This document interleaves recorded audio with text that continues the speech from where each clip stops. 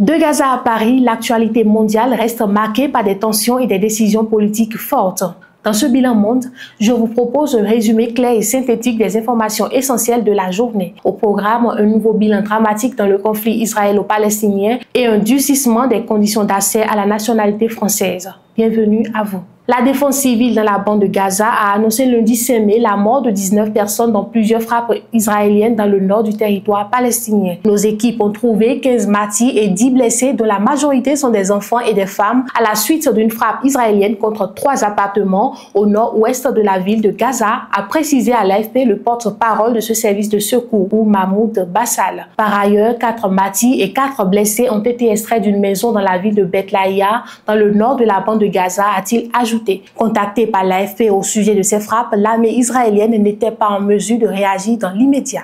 Accès à la nationalité française, Retailleau durcit les règles de la naturalisation avec une nouvelle circulaire. Bruno Retailleau poursuit sa communication visant à se montrer extrêmement ferme sur l'immigration. Le ministre de l'Intérieur vient ainsi de publier une nouvelle circulaire consacrée aux naturalisations des étrangers.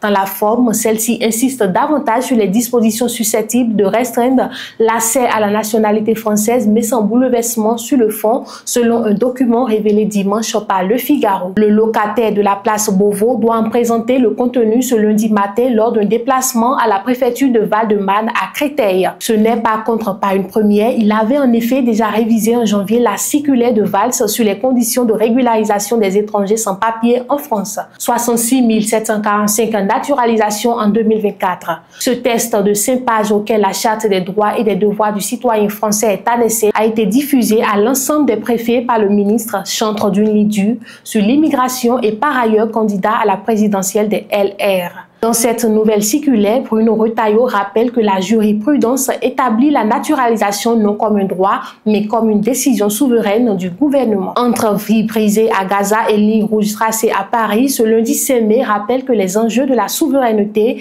et de dignité humaine restent au cœur de l'actualité. Restez connectés pour suivre l'évolution de ces dossiers sensibles. Bonne fin de journée à tous.